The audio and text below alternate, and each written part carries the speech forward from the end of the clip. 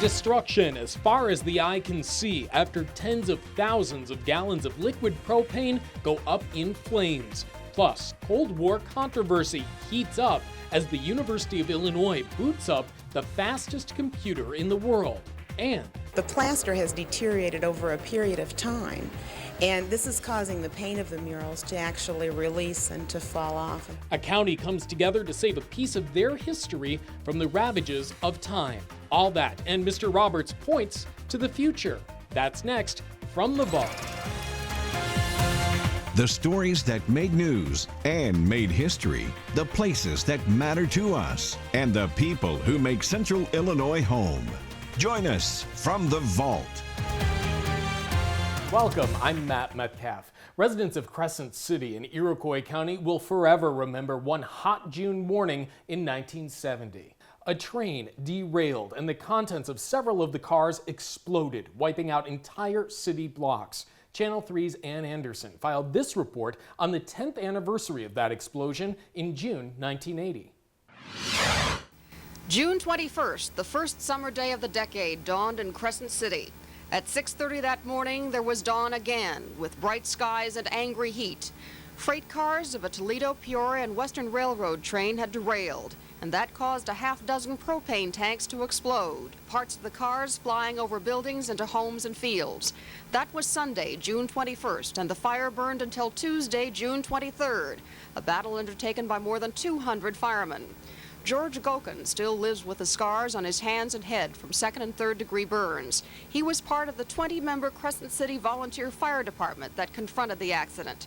He runs a gas station at the corner of Route 24 and 49. He was one of the first to see the ill-fated train. We was sitting there fighting the fire, and finally we fought it long enough. We thought it would have had it about out. Finally it got the best of us, so we started moving out. Shortly after we started moving, in the next tank blew. We had a hard time getting the people out of their houses when that was going on, because they didn't want to leave it and they didn't think it was that bad. But I think after the second tank blew, they decided, most of them, that they better get out of town. 70 persons were injured that day, but no one was killed. The accident drew attention to the problem of transporting hazardous materials. The propane cars that exploded at Crescent City were known as jungle cars, uninsulated and very fragile. Now insulation is required on tank cars. The Interstate Commerce Commission also requires safer tank lids and shields, but the environmental director from the Illinois Attorney General's office, George Wolf, says labeling is still inadequate, and local people sometimes can't figure out complicated chemical terms. But in all, the state director of the Emergency Services and Disaster Agency, Erie Jones, says we are better prepared for these accidents than 10 years ago. The tracks are still being repaired. The 30 buildings destroyed in that explosion on Route 24 have been replaced. It's been growing, steadily, but not real fast, but we really got a nice town now, and it can compare to what we had before. Today there is a memorial near the disaster site. Mayor Carley says visitors often come here just to look at the pictures that tell the story. One state official said there is no way to eliminate the hazards, only minimize them. He says the problem rests with society and its need for things with chemicals. He said a completely safe system would be possible only if society changes. Ann Anderson, Channel 3 News, Crescent City. Amazing video, huh? Crescent City now holds a Fireball Festival every 5th year, a big reunion that brings people from far and wide back to town once again. So safety of a different kind was at issue back when the University of Illinois opened the National Center for Supercomputing Applications. The spirit of the university's mission was that everybody, anywhere, would have the opportunity to use the world's most powerful computer. But during the heart of the Cold War, not everyone was comfortable with letting the USSR use it. Channel 3's Kevin Johnson was there for the fanfare the day the history-making computer core arrived in 1985. The $11 million Cray XMP was welcomed like a VIP, and it got the sheet metal treatment. 20 tons of computer were unloaded from 2 moving vans that came all the way from Chippewa Falls, Wisconsin. The hardware was dispatched to the 2nd floor of the astronomy building. Workers set world land speed records, turning the area from bare concrete into a national center for supercomputing applications, and they still aren't quite finished yet. What has to happen? The electricians have some termination to do in the mainframe, and we got some checkouts to do on it ourselves, and possibly there'll be power on the machine tomorrow. but as far as any usage of the machine, it's probably at least 2 weeks away yet. Playing the part of Proud Papa is the center's director, Larry Smar. He and others are chomping at the bite to begin spitting out realistic solutions to the laws of nature. This is a supercomputer that can only become super duper because the main frames can be exchanged to add more power. So we're on an incredible upgrade path, each year getting more and more power into the machine. And at the same time, we're training the brightest young students in the country to use this and to dream the impossible dream, to try those calculations that scientists up to now have considered virtually impossible. While months away from being fully operational, Director Smar tells me the supercomputer could conduct some useful scientific work by October 1st. The only thing is, will those touchy questions of access be answered by then? The Chancellor, myself, the Congress, and Mr. Smar and I are all working with all interested parties to solve any access problems that there might be, and I don't think that there will be. We're installing this today, we're getting started, and I think whatever minor problems that may arise, we can solve. Kevin Johnson, Channel 3 News, Urbana. A multi-year, multi-million-dollar project to preserve the pride of the land of Lincoln. That's coming up. Plus, put the car in park and grab your popcorn. We're going to the drive-in.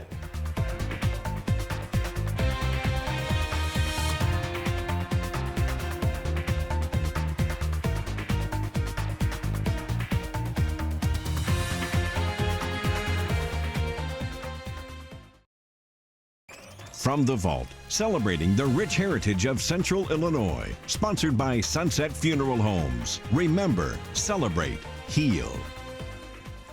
Welcome back. Back in the 1950s, the drive-in was the place to be and be seen. Since those days, though, most of those old theaters have closed. But in Gibson City, the Harvest Moon has not only survived, but thrived. WCIA's Jennifer Roscoe filed this report in 1996 on the nostalgia of the drive-in.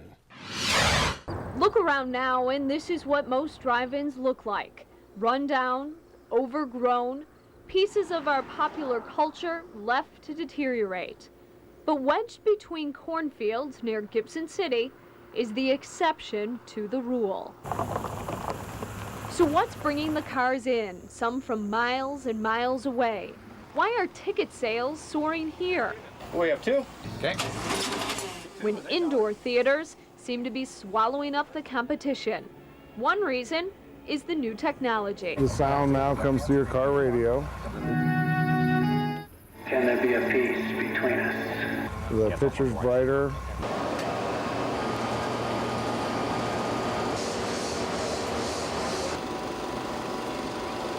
Quality's almost equal to the indoor theaters. But when you ask moviegoers why they're here, they don't talk about new machines or better sound. They're here to relive the memories, like baby boomer Mara Roten. I had 6 brothers and sisters, and Dad would load us all up in the back of the station wagon, or he'd hide some of us in the back of the station wagon and we'd get in that way. But as more drive-ins die, it's the next generation who won't have the memories. It's really sad because it's like part of my past being tore up, and people don't seem to care about it. So Haroon wants to make sure this part of our American culture doesn't become something you can only see in the movies. It was, at one time, the drive-in was a real big part of America. You know, it was just every weekend that's where you were going, to the drive-in. If I didn't have the drive-in, my sons wouldn't know what one was. Well, still to come for you, a community gathers together to celebrate and to save some Depression-era murals. Plus, Central Illinois chess players try to keep a king in check. From the Vault, celebrating the stories and people you remember from Central Illinois. Sponsored by Lohman Ray Insurance Group, specialized home, auto, and farm insurance for Central Illinois. In the early 1980s, a Western Indiana community faced a crisis. The Depression-era murals, painted beautifully on their historic courthouse, began to flake away. Steve Kelly reports on the efforts to save their history. This is the Fountain County, Indiana courthouse. Officials here say it's the only courthouse in the country to have its county history depicted in murals on the courthouse walls. But there is danger of losing some of this history because some of the 42-year-old paintings are peeling and chipping. The problem has Fountain County officials concerned. The plaster has deteriorated over a period of time, and this is causing the paint of the murals to actually release and to fall off. And so the problem we're working with is how we can best either restore the paint or what we can do to save the murals. The murals were completed in 1940, and at that time the work was valued at $92,000 and was done by a group of local artists, including noted artist Eugene Savage. County officials have several options in their attempts to salvage the works. Okay, one option that we have is that of taking a hypodermic syringe and injecting adhesive in the places where the paint is loose and sticking it back down. Another option that we have is that of building a clamp type system whereby they use a molten state of this adhesive and force it through and then clamp it to make it hold during the period of time. And then the third one is some kind of a heat treatment whereby they'd force it through the paint. The other options that we're also looking at is the possibility of transfer, and then we always can just paint over the top of what we've got. So it's still kind of up in the air what will be our best bet because of the financial situation too. Once the folks here in Fountain County decide which of those options to take to restore the murals on the wall here, the project is likely to take 3 to 4 years to complete and will cost in excess of $100,000. Steve Kelly, Channel 3 News at the Fountain County Courthouse in Covington, Indiana.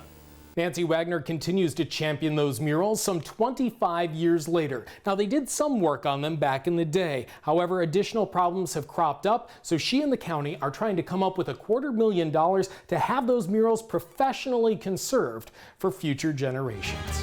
So you might have seen on that story, the reporter was Steve Kelly, and a lot of our longtime viewers might remember Steve as the sports director here at WCIA. Well, PM Magazine sat down with Steve and did a feature on him. Here's Carrie White with that from 1985. I can remember as far back as 5th or 6th grade, and maybe even before that, but that's about as far back as I can remember. I've always wanted to be a sportscaster, and I think I realized at that early age that I was no gifted athlete, that if I was going to stay around sports, that would be the way to do it. And my mother always said that I had the gift of gab, so she said, you ought to go into something where you can talk. Well, what Steve Kelly and his mother thought a long time ago has come to pass. Today, Steve is not only a sportscaster and avid sports fan, but he is also Channel 3's sports director. You really very seldom get more than one day off at a time, and there's a lot of 12, 15-hour days traveling with the teams. Steve also spends a lot of his time out on the golf course. I kind of feel like there's nothing more relaxing than a frustrating game of golf. It's good to get out of the office and get out in the sunshine, and I really enjoy playing golf. It's good therapy. Steve's position as a sportscaster has given him the opportunity to talk with some really interesting people, including Lou Henson, Mike White, and... Has it been determined which came first, the chicken or the egg? A lifelong question, I know. Steve, that's an old hen house secret, and I can't tell you because if I told you, then I would be henpecked. Is that right? Steve likes the climate of the Midwest and the people here, but there is one big plus about Central Illinois in particular. You got the big time close, but there's nothing to me like the atmosphere of a Big Ten community, and I think that's what I really like the best.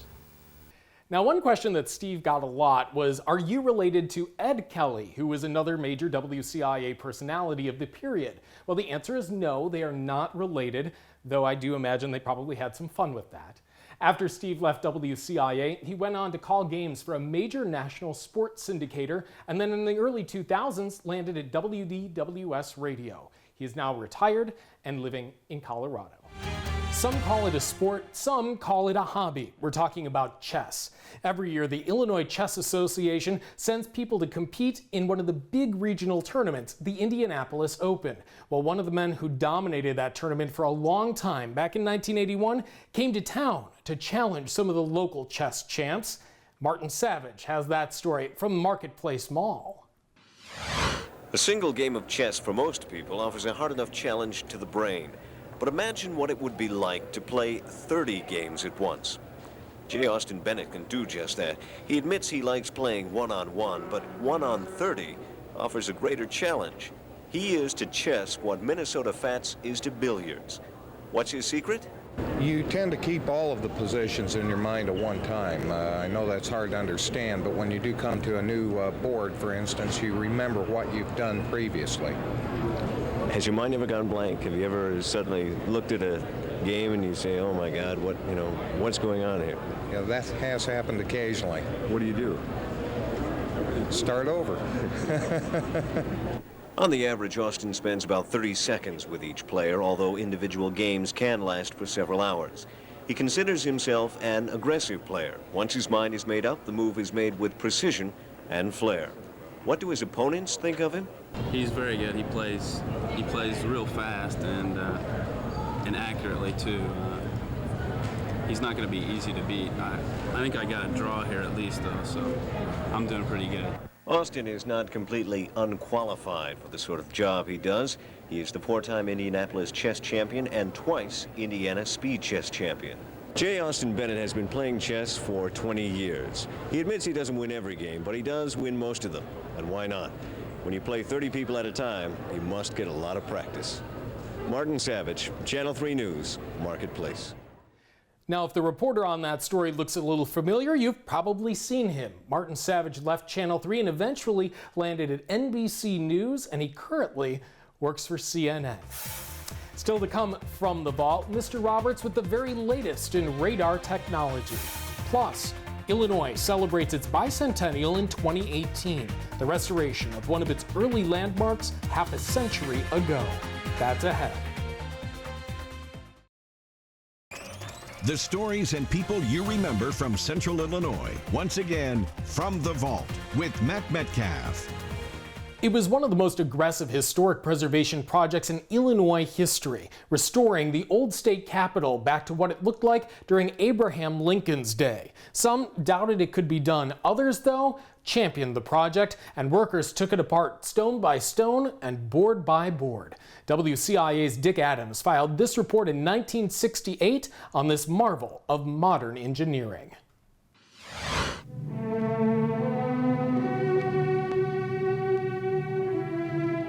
Construction on the old Capitol began in 1837, the same year that Abraham Lincoln and his fellow state legislators got the Capitol moved from Vandalia to Springfield. Thus, Lincoln was linked to the building from the start. He served in the legislature here, argued cases before the state Supreme Court, and it was here in 1865 that his body lay in state after the assassination. Within 3 years after Lincoln's death, work had begun on a larger Capitol building, the present one. And so in 1869, the state sold the old Capitol to Sangamon County. The building served out the century as the Sangamon County Courthouse, but by 1900, it had become too small for even the county government. So the county that year spent another $200,000 in an engineering feat unparalleled for that day. They lifted the old building up and inserted an extra story at ground level. Then in 1965, the county moved out, and for about $1 million, the state bought back the building it had sold for 1/5 that price. It was decided to restore the building as an historic shrine, but the question was how. So the architects and historians decided to tear the structure down completely, then rebuild it from the ground up. The inside of the Capitol was torn out, but the exterior walls and pillars were taken apart stone by stone. They were numbered and carefully stored away. The entire square was excavated to provide space for an underground parking garage and a set of offices under the Capitol itself. Strikes and bad weather delayed the rebuilding, but the structure was nearly complete in time for ceremonies marking the end of Illinois' sesquicentennial year. Up next, Mr. Roberts breaks out some new technology.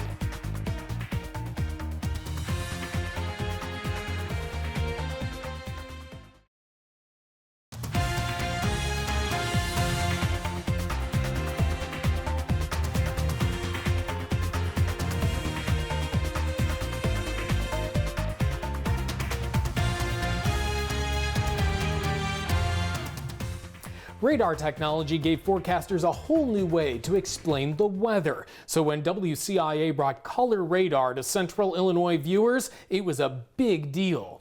Just ask Mr. Roberts.